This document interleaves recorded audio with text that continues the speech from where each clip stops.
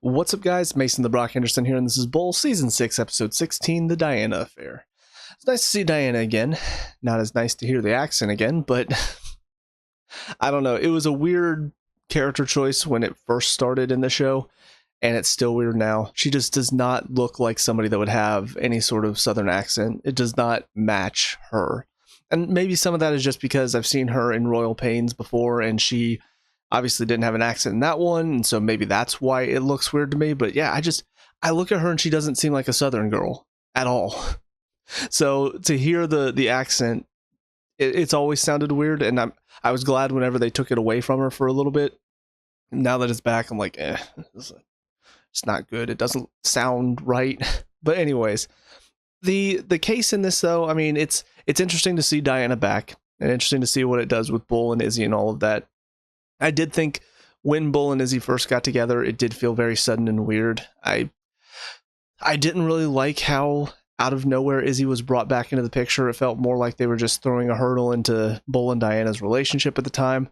Seeing how they've handled it now, I mean, I don't really mind Izzy. I feel like what she and Bull have is good. It's solid. I don't mind it as much. But it still did feel very sloppy whenever they first set it up. So seeing Diana back, though, I'm glad they did at least address the situation, address the fact that Bull kind of ghosted her. Like, she was supposed to come into town, and then all of a sudden Bull ends up with Izzy instead. It was very out of nowhere, and I'm glad they gave it sort of that feel where Diana sort of feels like you just left me out to dry, basically.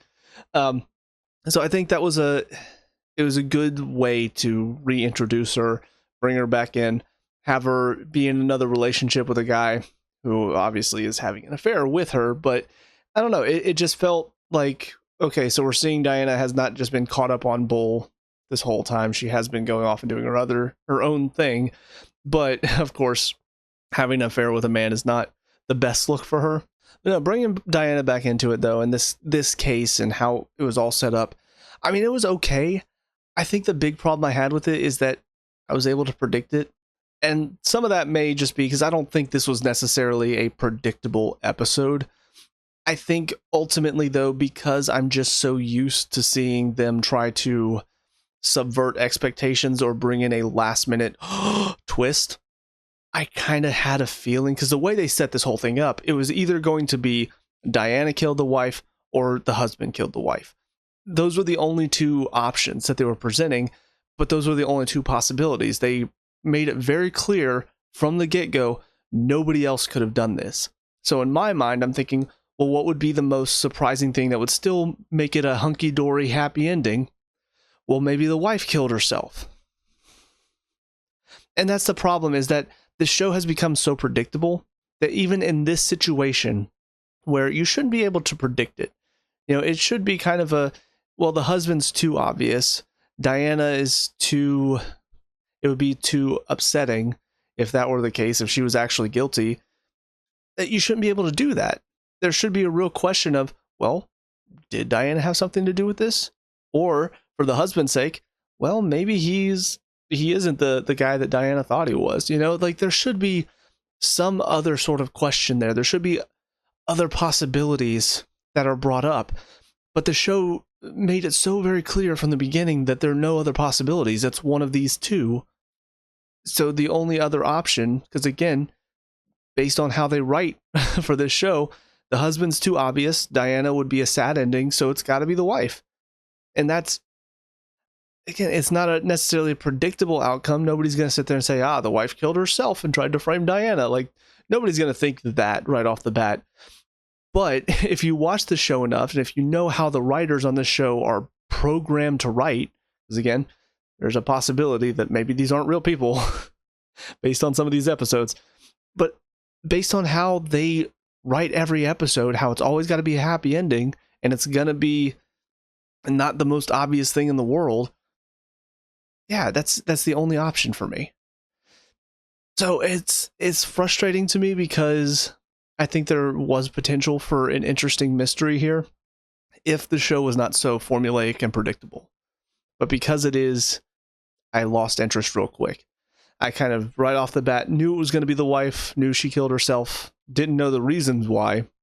And ultimately, it wasn't she meant to kill herself. It was one of those she bled out quicker than she thought she was going to. So in that sense, I guess I didn't predict the motive and I didn't predict how it happened exactly, but I knew that was going to be the answer. And ultimately, that was correct. On the other side of things, obviously, we've got the whole Chunk and Rob thing. And that, I mean, again, it's very similar with Marissa and Henri. Don't really care about Chunk and Rob. Honestly, I've not really seen a good reason for them to be together, because they were bickering and at each other's throats in the first episode where we met Rob. And then the next one, they were just comfortable staying at each other's places.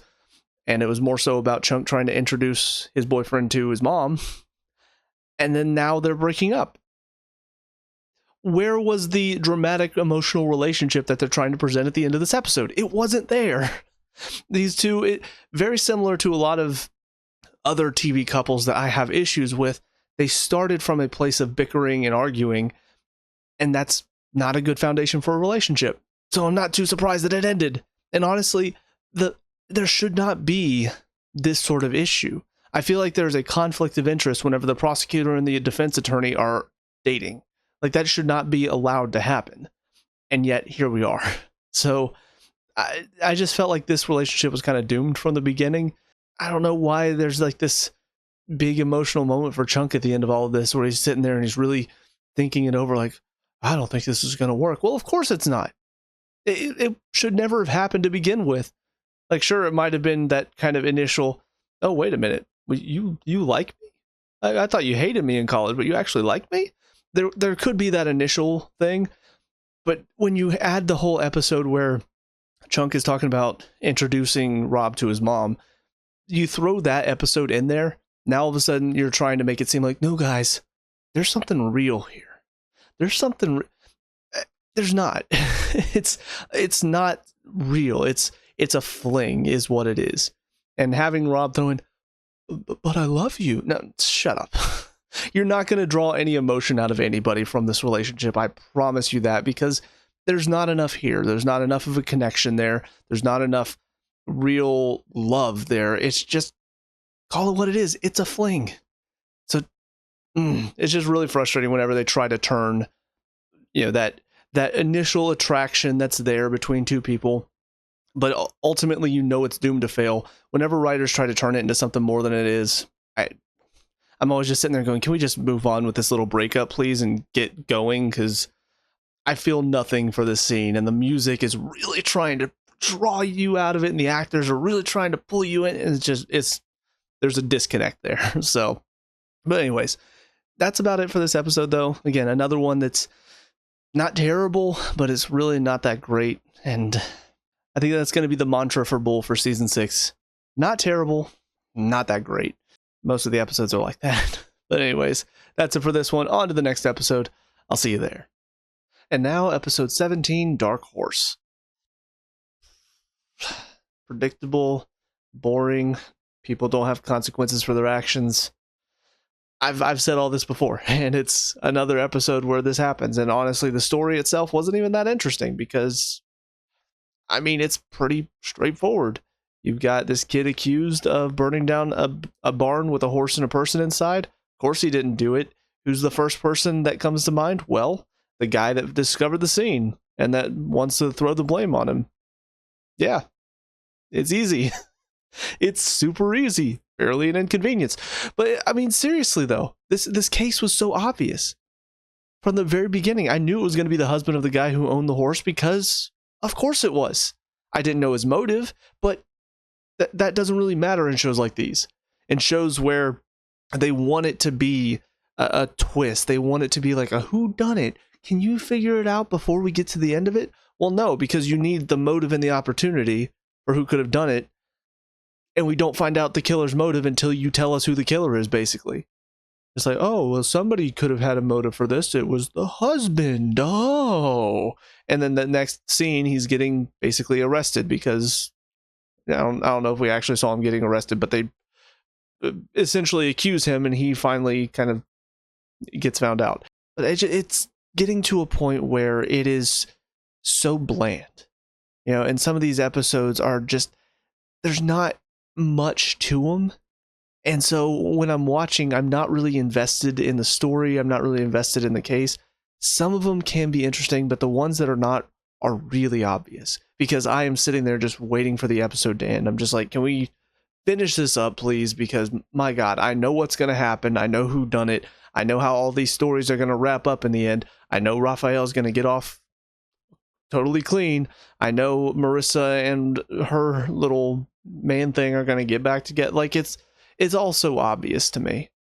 And so I'm just sitting here waiting for it all to happen, and then it does, and I'm thinking, okay, cool. So everything in life works out. We're all everything's gonna be okay, guys. It's all gonna be all hunky dory. I know I keep using that word in these reviews, but that's honestly how they portray it. Every single time, everything works out totally fine, hunky dory. And that's not how life is. And the show just seems to want to paint that, no, that's exactly how life is, guys. Like, this is exactly how life works out. Everything works out okay. As long as deep down you're a good person, you can make mistake after mistake after mistake and be okay. That's not how life works. But yeah, so starting with my first issue, I'm glad this didn't turn into a bigger issue than what it seemed to be, but is he accusing the judge of being racist? I have an issue with this because it kind of gets blown off as like, oh no, he wasn't racist. He's actually just an animal lover. But I do want to point out the fact that first of all, the reason she jumped on him for being racist is because he kept calling him Mr. Ramirez. What was he supposed to call him? Like, yes, Bull pointed out he was being harsh on him, but there are many reasons why that could be. He could be a judge who doesn't like younger people. He could be a judge who sees Raphael and has had bad experiences with jockeys. He could be a person who maybe he has a son that is kind of, Raphael reminds him of his son and he doesn't like what his son is doing. There are many reasons, but she jumped to, he's got to be racist. My question is why? And I think we all know the answer why. It's because he's white. If this were a black judge or a Hispanic judge or an Asian judge, racism wouldn't have even been mentioned in this show. But they wanted to point out that it's okay to accuse white people of racism. Even if you have no proof of it, that's okay to do. Because this wasn't like a, Izzy, come on. You can't just jump on. You can't just make an accusation like that. No, there was no like, hey, don't do that. No, it was like well, we need to find proof first. Everybody thought he was. Everybody assumed he was. When they found out, it was like, wow, I'm surprised he's not. It's just one of those, this painting of, well, if you're white, I mean, just good chance you're going to be racist, right? That's racism. I don't know who needs to hear this, but assuming a white person is racist because they're white, that's racism. If you're judging somebody based on the color of their skin, I don't care that you think that, oh, it's okay if you judge people because they're white, because I mean they're the majority, and you can't be racist against the majority of people. You can only be racist against minorities. That's not how racism works. If you think the color of somebody's skin matters at all, there's already a problem. Whether you're bumping them up because, oh, hey, this person's got a different color skin, they're amazing. The color of their skin doesn't matter. If you're judging somebody good or bad based on the color of their skin, there's a problem there. And they just sort of blew over it. As soon as they discovered it was just because he was an animal lover and he thought Raphael did it. I mean, there's already an issue if he has gone in with the mindset of he did it. There's an issue there that needs to be addressed. Like, that is not okay for a judge to instantly go in and assume that the accused party is guilty. And he's already being harsh on him because of that. But as soon as that was said and done, there was no like, hey, we need to, not judge people based on appearances. No, none of that. It was just a, wow, I can't believe he's not actually racist. And it's just, but I do think that's something though that I find a little ridiculous, and it's something that has frustrated me. So whenever it was brought up, I was really worried that it was going to go into that again, because we already dealt with the race issue a little bit earlier this season where there was the white cop and, oh, well, he's a white cop. Well, so of course he's a racist. Like, yeah, of course, because all white cops are racist, right? But anyways, that was annoying. Raphael, once again, mistakes happen. no consequences. We've seen it so many times this season where somebody does something that should just absolutely mess up the case. You know, Raphael's his integrity is called into question. Case should be done. We know he didn't do it, but in the case, in the court of law, they're gonna find him guilty more than likely, because he's up on, honestly, just being up on the stand drunk sounds like it should be some sort of crime, like some sort of misdemeanor. He should be fined for it or something like that. There are no consequences for it. The only thing that happens is, oh, well, his integrity with the jury is shot. It's fine. You guys are going to find the killer anyway, and he's going to get away with it. Why do we keep having this happen?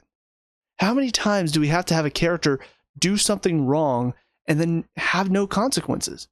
And what's actually ironic about this is he had 2 sets of consequences for the drinking before this.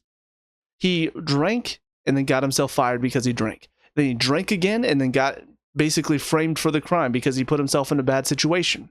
So 2 times he drank, he made a mistake, there were consequences. He does it the 3rd time, no consequences, and somehow that's supposed to lead to, I'm going to turn my life around now. How does that work? How does it work where he makes mistakes twice and he has consequences both times? He doesn't change his mind then. The 3rd time he makes the mistake, no consequences for it. He gets away with the crime even though it should have basically put him in the guilty chair in the eyes of the jury, and he should have been found guilty, but thankfully Bull and his team managed to turn it around. So once again, no consequences for him, and I'm going to turn my life around now. Why would I believe that if you didn't do it the first 2 times when there were actual consequences, as compared to now when there were none? Make it make sense. Well, guys, I mean, clearly no consequences means people are going to change. If somebody makes a mistake and there are no consequences for it, they'll change. What world are these writers living in? And then on top of that, the stuff with Marissa and Henri, first of all, still not interesting.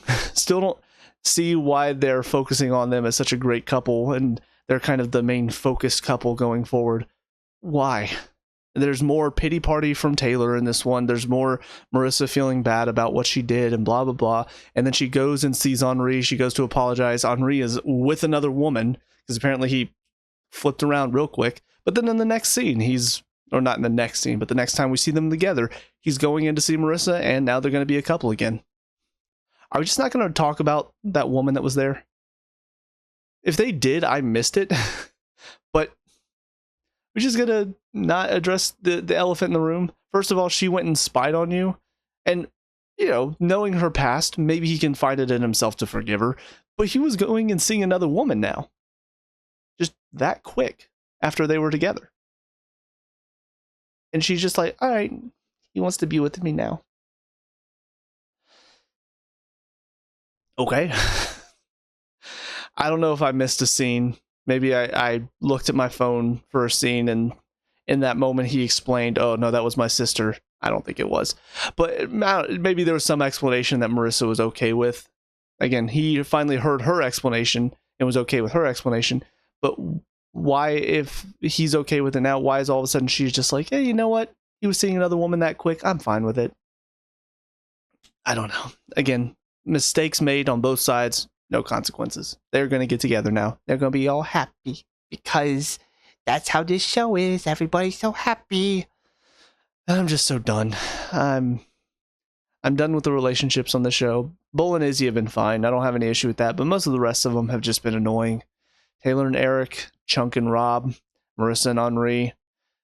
They've just been frustrating, annoying, stupid, and I'm so ready for this season to be over. I'm so ready for this series to be over because, God, this final season has completely turned me off to this season. Even the episodes, again, the last one, the 2 before it, last few have not been bad, but I've just still not been really enjoying myself. So, anyways, with all that being said, on to the final of these 3 episodes. I'll see you there. And now, episode 18, The Other Shoe. I don't even know where to begin with this ridiculously idiotic episode. It was so dumb it reached the point of hilarity at some points. I cannot believe some of what this episode had. I mean, you have the team, working with the AUSA that tried to convict Bull before, which already adds an element of intrigue there. How are they going to work with him? You have that intriguing bit, and then you're trying to take down a drug lord with only the only testimony you can even use is a guy who stole money, an agent who stole money and has been arrested for it. And basically the only way you're going to get his testimony is to offer him a deal. There's so much intrigue packed into that. I'm sitting here wondering, what are they going to do with this? They did absolutely nothing but shit the bed with this entire concept. There is so much in this episode that was so bad, so stupid, so unrealistic that sometimes I just had to sit there and laugh as it was happening. I'm like, I can't believe they're actually writing this. This is incredible that somebody wrote this. Somebody sat down and wrote this episode and said, yeah, you know what? This is realistic. This matches our everyday life, right? Right? This is real. This further proves my idea. This whole season has been written by AI. It has to have been. It has to have been. This is so ridiculous and out there. It makes no sense. It makes no sense at all. So first of all, let's just take it beat by beat. Because you're setting up this whole idea with Bull working with this Riley guy. And, I like some of the early stuff between them. There were some funny moments between them. But you started off, right? The first things first, he doesn't want to use this guy's testimony, this Agent Scott. They don't want to use his testimony because he stole money. And the only way to get his testimony is to offer him immunity for what he did. Here's the thing. Just because he gets offered immunity, just because he doesn't get jail time, does not mean that he just, okay, yeah, there's no punishment for this agent if he does this. There still is. There's no way he's going to go back to the agency. He is done as an agent. So, yeah, obviously he should probably do jail time, but if he's able to testify, that's kind of paying your sentence to put this dangerous guy away, letting him out of prison. Because it's not like he's a dangerous criminal. He stole money because his family needed it. It's not a good thing, but it's not a dangerous criminal type of thing. So to let him out of prison, it's not like he's getting away scot-free. He's jobless now. And there are not going to be many places that are going to want to hire him considering what he did before. So to say that he is, this just puts a bad precedent that you can just do this and get away with it. That's not what you're doing with that. So that's already kind of dumb, but I let it go because I understand also the prospect of, yes, he is getting out of prison, and maybe Riley is just so uptight and so unable to think outside the box that maybe that's kind of where his mindset is. Fine. And then we get into court, and we have the jurors sit, and we're sitting there, and we're ready to go. And then all of a sudden, as Riley's doing his opening testimony, the whole bit with Kovalev going and helping his mother was absolutely ridiculous. I do not care what the circumstances are. This is a trial. His mom has a ringer go off. She needs to take her meds. Okay, have her step out of the room. Have one of the bailiffs escort her out, help her with her. No. Let's do this whole show where he gets to sit. Oh, here you go, mommy. I'm going to help you with this. And what's hilarious to me about it, not only did the judge allow this, because it's one thing if he was just like, all right, fine, she can take her meds. Just please turn it off. It's another thing for him to let the defendant go and help his mother with it.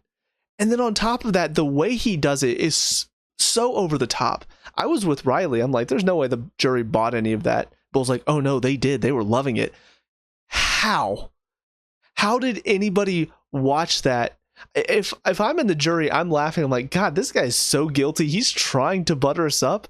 Honestly, what this whole thing makes me think of, there was an ad campaign for a politician here in Georgia that I found the stupidest thing in the world, because the guy, he's sitting there in the ad campaign talking about what a great person he is and what he's going to do for the people of Georgia. And he's got his little dog with him the whole time. And what even made it even worse is when he referenced his opponent, he had the bag of his dog poop and dropped it in the trash as he was referencing his opponent. And I'm just sitting there thinking, do you really think that we're dumb enough to sit here and go, He's got a dog. Oh, what a sweet person. He must be the best person in the world. Oh my goodness. Oh, and the dog poop as he's talking about his opponent. Oh, she must be dog shit. Oh my gosh, it's so funny. Like, no. I'm watching this laughing because I think this guy's an idiot. There's no way people are going to fall for this commercial. If anybody, I mean, obviously, if anybody's going to vote for him because of his party, they're not going to change their minds based on this commercial. If anybody's not going to vote for him based on this party, this is going to convince them even more what a piece of shit you are, that you're just trying to use your dog to gain votes. That's exactly what I thought in the courtroom. If everybody's looking at this guy thinking he's guilty, then him doing this whole thing with his mother is just going to make him go, my God, what an idiot. Oh, you have a mother? Congratulations. You're still guilty of a crime. I would be laughing too, but not because I think he's innocent and he's a nice person. I think he's clearly putting on a show. So the fact that the jury did seem convinced by it, already ridiculous. And then we've just got all this other stuff. You've got Bull and his team want to use the marshals with this one witness to bring her in, make a show of it, and then the judge shuts him down. Hey, we shouldn't be doing shows like that. And I'm like, okay, sure. So it's okay if the criminal gets to go to his mom in a show of like, oh, I'm such a sweet person. Here, mommy, take your pills. That's okay to do as a show. But then whenever the defense wants to do it, or I guess, sorry, not the defense, prosecution wants to do it. Oh, no, you can't do that. You can't do shows like that. This is making a mockery of my courtroom. What did you let him do then? That was dumb. And then on top of that, the girl up on the stand is very clearly terrified for her life. And somehow that doesn't come into the jury's mind at all. If I'm a juror and I'm a part of this trial, I know what this guy is accused of. I see this girl get up on the stand and she doesn't want to answer a single question. And I see the fear, very clear fear in her eyes. I'm thinking, well, must have gotten to her.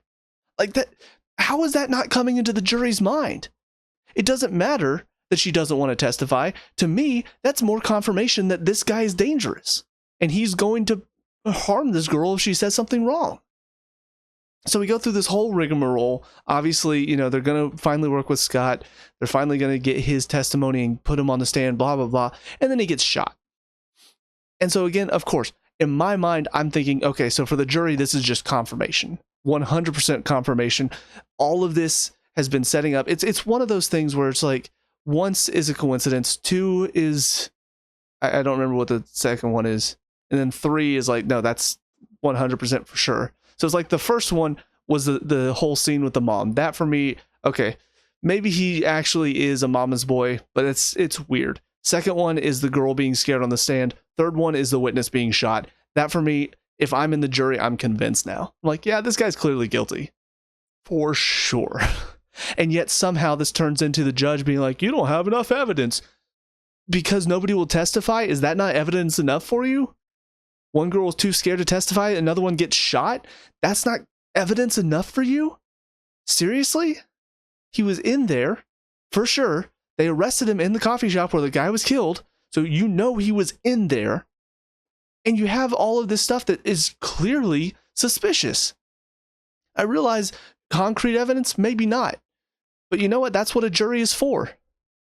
That's a jury is there to look at all of what's presented, the case, and make decisions for themselves. And if I were on that jury, I would see all of this stuff going on and would think, yeah, no, he's definitely guilty. For sure. So all that was so dumb. And then we get to the scene where Riley punches the judge in the face, and I'm just thinking, this is so dumb. We just reached a point where the judge is being an idiot because there's very clear evidence of a crime here, and he's just shutting down the case because, well, we need the judge to put things desperately on the line. I don't even know why. I don't know why it had to reach this point, but for some reason the writers thought, oh, we need to reach a point where Riley has to do something crazy that completely goes against his character just to have a very interesting character moment for him. You could have done that without doing something stupid, and you had to make the judge a complete idiot. You had to have all of these circumstantial things happen that clearly paint the defendant as guilty. And yet the judge just turning a blind eye to it all. I just don't see anything. No, nothing there. So that way Riley could punch him in the face. Yes, because that's going to clearly make things better. Oh wait, it does, because this show doesn't work on real logic. The show works on crazy insanity AI generated logic where punching a judge means you can now bring in another lawyer to argue the case, and then boom, we win. Make it make sense. Please make this make sense to me. Riley punching the judge should not mean, oh, well, yeah, the case is still going on. Bring in a new lawyer, please, to replace him. On top of that, the whole scene with Riley punching the judge, it just felt so unnatural from everybody. Like, everybody involved, it felt weird. It felt like the direction and the acting was really off. Because first of all, I mean, Riley's protestations felt very stiff. Like, no, you can't do this. Please, do not do this. It felt like it was a robot acting in that point. And then the punch, I know I've seen punches like this before that are supposed to be a bit more comedic, like nobody punches like that, but I know it's done more for comedy. I just didn't think I've seen that punch done funnier. So it felt like it was intended to be comedic and it was not. On top of that, the reaction from the defense attorney was absolutely horrendous acting. Like, she's supposed to appear shocked by what happened, and instead it just came off as like, hey, pretend to be shocked. Like, it was, I can't even describe it. It was a masterclass in how not to act shocked, how to pretend like you're acting shocked, and it was awful. And then Bull comes in with the one-liner, well, that's one way to object. Yes, he just punched a judge in the face, probably ruin your case if this were real life. But sure, let's make a stupid. Absolutely stupid. So then, yeah, like I said, Chunk gets to come in for some reason and make the argument now, and then of course they get that narrow little thing that, oh, wrongdoing, he made the guy feel threatened and that's why he tried to take his own life. Sure, because everything else in this episode has been so unrealistic. So even though he was completely unwilling to listen to anything they said before, let's now have the judge say, you know what, sure, we'll let him listen to the video, why not? And then that video is just enough to, again, I think the jury should have already been convinced by this point anyway. But even then, the video is just like, yeah, here's a guy saying all of this stuff that happened, an eyewitness to the crime, but we have to just accept everything he says as word. Sure, why not? And it's funny because Agent Scott himself, he's not exactly the most believable person either. Just the way he was giving most of his testimony, I'm sitting there thinking, honestly, I wouldn't necessarily trust him. Like, he's sitting there and he's talking like this a lot. You know, he's got almost like a little bit of a smirk on most of the time as he's talking about, yeah, you know, he's down there. Yeah, I don't know. He shot the guy just like it was nothing. He didn't sound very believable to me.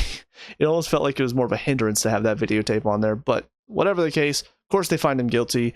They have a little funny scene between Riley and Bull at the end, and it just all felt stupid. Even had some stupid little side story where Taylor was not being let in on the case because of her affiliations with Tidal, which I guess that's just sort of done now because it's only being referenced.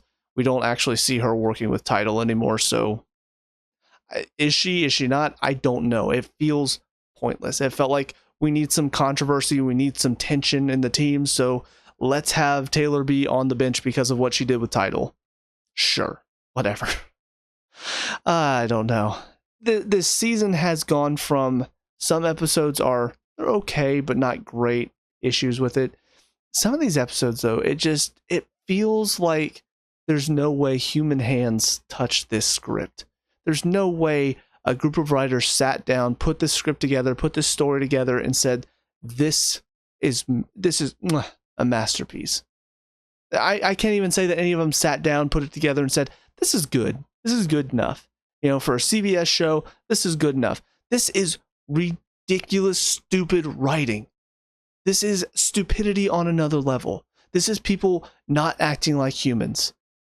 This is a mockery. Like, I know our justice system has its issues for sure. We've seen it for years now.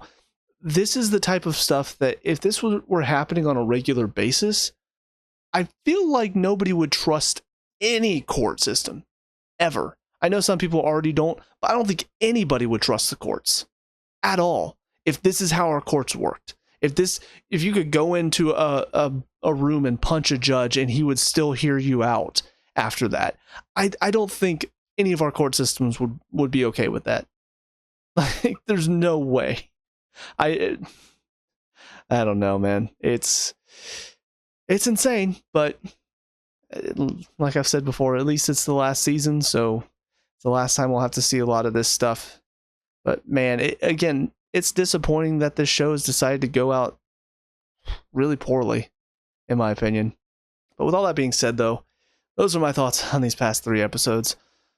Let me know what you guys think down in the comment section below. And am I alone on this? Am I the only one that thinks these episodes are ridiculous? Let me know. We can talk about and discuss all that good stuff. Leave a like and subscribe for future bowl reviews. Until next time, I hope you guys have a great day. I'll talk to you all later. Peace out.